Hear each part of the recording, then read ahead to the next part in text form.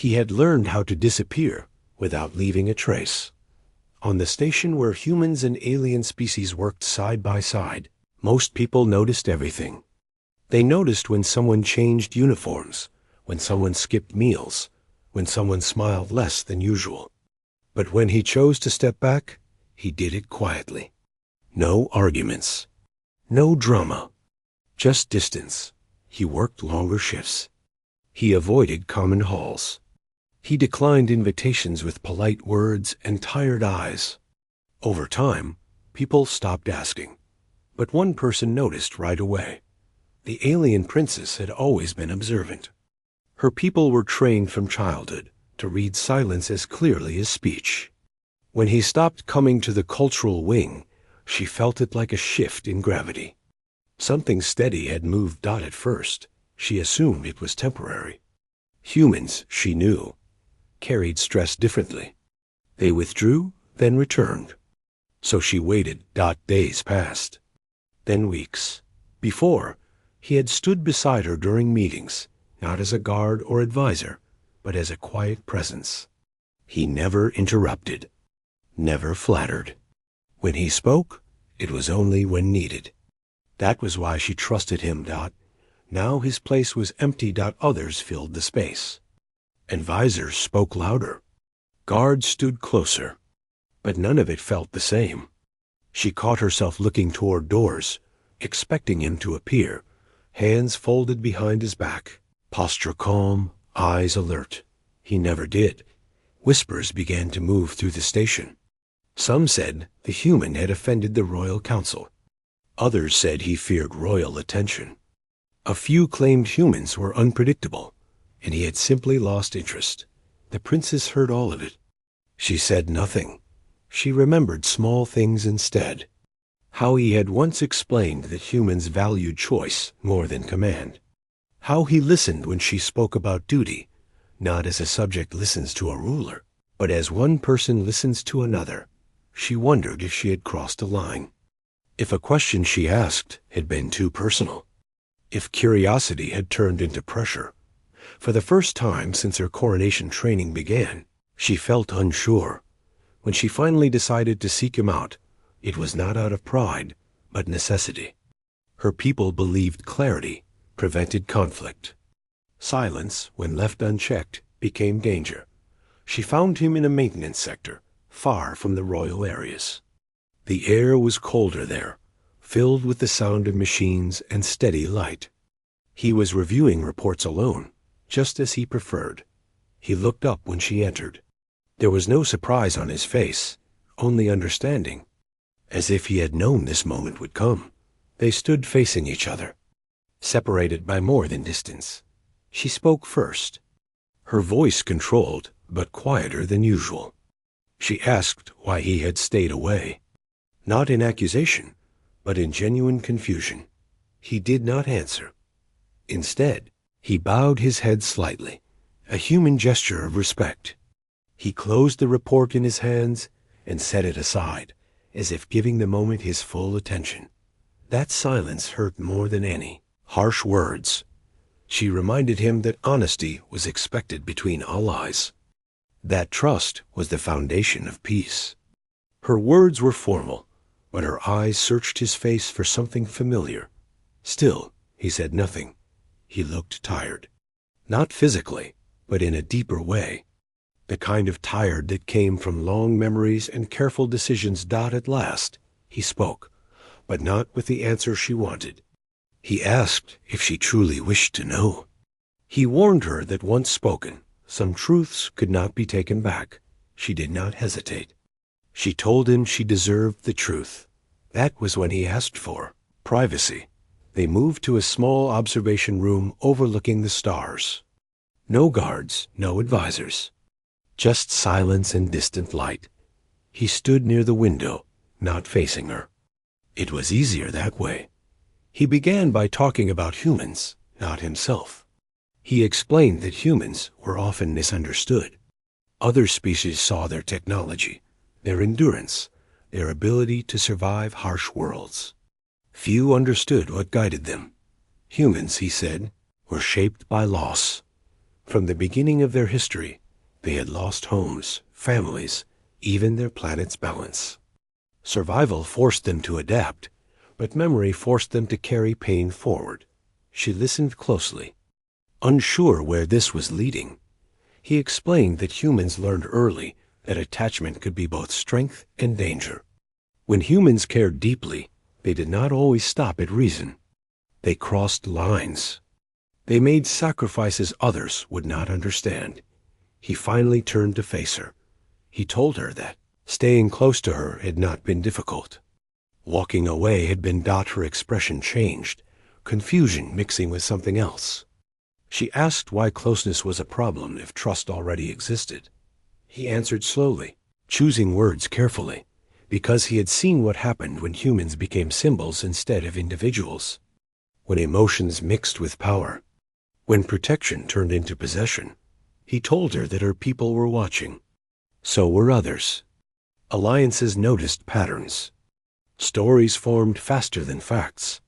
A human standing beside an alien princess was not just a person. It was a message, a promise, a threat. He said he stayed away because he did not want to become a reason for instability. He did not want her kindness to be mistaken for weakness. He did not want her future questioned because of him. She struggled to understand. To her people, bonds strengthened leadership. Shared respect was a sign of unity. He smiled sadly at that. Humans, he said, often became excuses. For jealousy, for fear, for war. He had seen it before. On Earth, on other worlds. Always the same pattern. So he chose distance. Not because he cared less, but because he cared too much. The words settled heavily between them. She felt something shift inside her. Not anger, not relief. Something quieter, something painful. She realized that while she had wondered if she had done something wrong, he had been carrying the weight alone. While she felt ignored, he had been watching from afar, choosing silence over explanation. She asked why he had not trusted her with the truth sooner. He answered honestly. Because humans were taught that responsibility meant enduring alone. That explaining pain did not always make it lighter. He believed that if he spoke, she might insist he stay. And he did not trust himself to refuse. The room fell silent again, but this time it felt different. She looked at the stars beyond the glass, thinking of all the decisions made in quiet rooms like this one. She understood now that strength did not always stand in the open. She did not ask him to return. She did not ask him to leave. Instead, she thanked him. The words surprised them both. She thanked him for choosing peace over comfort, for seeing beyond the moment, for protecting something fragile without being asked. He inclined his head again, but this time there was relief in his posture. When they parted, nothing changed on the surface. He returned to his duties.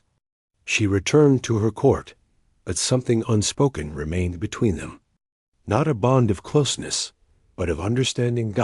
And in the quiet spaces of the station, people noticed something else. The alien princess carried herself differently now. More aware, more careful. And when humans were mentioned in council, her voice held a new respect. As for him, he continued to stay in the background. Still distant, still quiet, but no longer misunderstood. He had spoken before, but only half the truth. Now it was time to reveal the rest. The room was quiet, lit only by the soft glow of the observation panels and the distant shimmer of stars. The alien princess had waited, standing near the window, her arms folded lightly. She had wanted clarity, and he intended to give it, but it would not be easy for her to hear. He started slowly, his voice calm, steady. I stayed away not because I did not care, he said. I stayed away because I saw what could happen if I did not. She frowned slightly, not understanding. What could happen? She asked. He took a breath and looked out at the stars, as if drawing courage from the vast emptiness. Humans, we love fiercely. We protect fiercely. But we also make mistakes. We do things we think are right, and we sometimes cause harm without meaning to. I could not risk bringing that to you or your people." The princess tilted her head, trying to process what he meant. "You mean, you were afraid of me?" He shook his head. "No, I was afraid for you. For your people. For the fragile peace that exists between our species. If I had stayed close, if others had seen me near you, if rumors spread, I could have endangered everything. I could not allow that. I could not allow harm to reach you because of me." She stepped closer, a mixture of curiosity and concern in her gaze. "But you trusted me. You knew I would understand." He looked at her then, and she saw the weight in his eyes, the tiredness, the quiet burden he carried. Understanding is one thing. Influence is another. Even if you understand, others might not. Decisions made in council, in politics, in diplomacy, they are not always fair. Sometimes care and honesty are mistaken for weakness. And I could not risk being the reason for your fall. She felt a sharp pang in her chest. She had always thought he had withdrawn because of pride or anger or distance in his heart. But now she realized he had done it out of love in a way she had never expected. A quiet, hidden love, one that had never asked for recognition, one that had always placed her above himself. "You stayed away to protect me," she whispered, her voice shaking slightly. He nodded. "Yes, and to protect peace. And to protect you from myself, humans. We do not always know how to separate our feelings from our actions. I could have caused harm, not because I wanted to, but because I could not stop myself.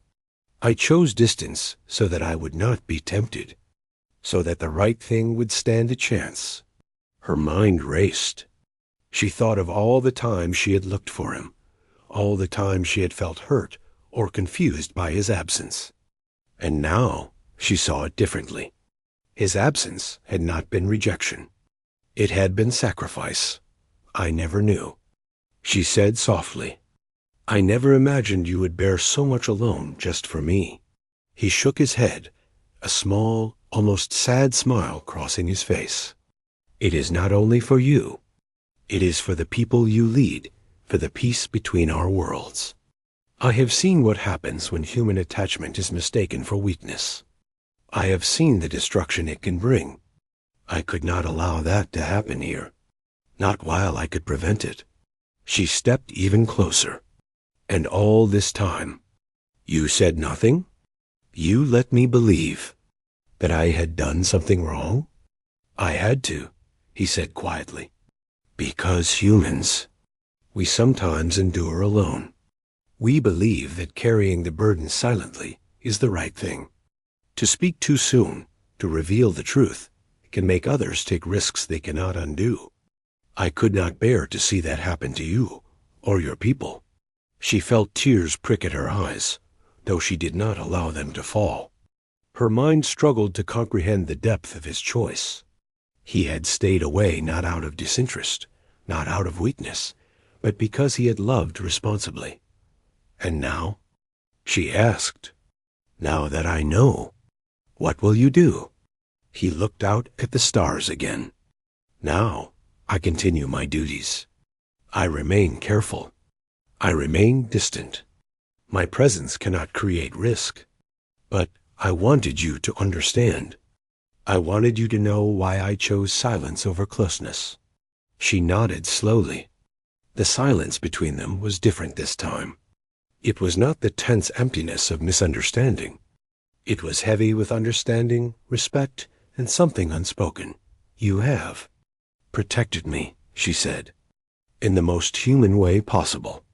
By staying away. By bearing pain alone."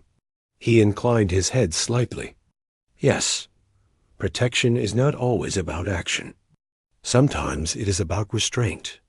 Sometimes it is about sacrifice."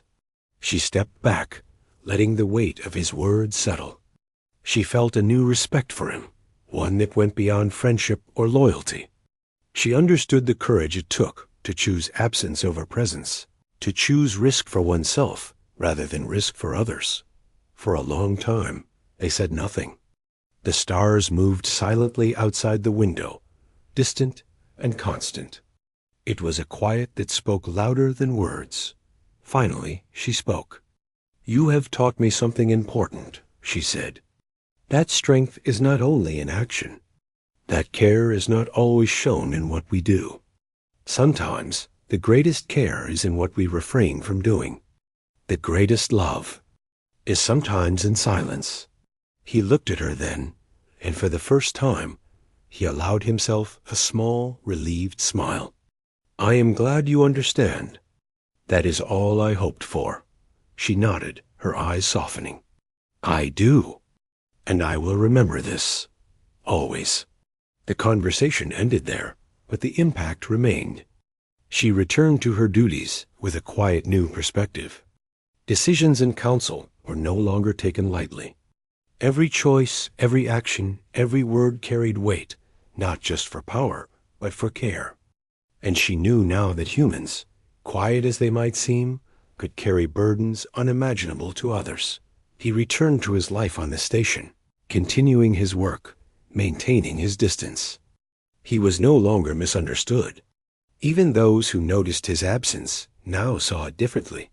He was a man who chose responsibility over comfort, sacrifice over recognition. From that day forward, they carried an unspoken connection. Not the kind of closeness that drew attention or risked conflict, but a deep understanding of each other's hearts. When their eyes met, there was respect. When their paths crossed, there was acknowledgement. When they acted, there was trust that transcended words. And sometimes, in quiet moments, the princess would remember the human who had stayed away, who had endured loneliness, who had chosen silence as a shield. She would smile softly, thinking of the courage it took. She would know that the human way of love was different, but no less real. And he, in the quiet corners of the station, would continue to watch, protect, and serve, not because anyone asked him to, but because he had chosen it. And in that choice, in that silent sacrifice, their lives had been changed forever. The story of his absence, his silence, and his careful love became a quiet lesson for the princess. Not a story told aloud, but one carried in memory. She understood now what it meant to truly protect someone, not by presence, but by restraint. Not by words, but by understanding. And in that understanding, the bond between human and alien, between restraint and courage, between silence and care, became unbreakable not in closeness, but in respect. Though they would continue on separate paths, the truth remained: love, responsibility, and sacrifice do not always show themselves in ways people expect. Sometimes the strongest act is to step away, to endure alone, to bear the burden silently. And sometimes, knowing that someone has done so, even without saying a word, can change everything. The human remained quiet, watchful, and distant, but no longer misunderstood. And the princess, wise and careful, carried the lesson forward, not just for herself, but for her people, for all who would listen. The truth of his choice became a quiet guiding force, a reminder that courage and care take many forms, and that sometimes the greatest strength is found in the quietest hearts.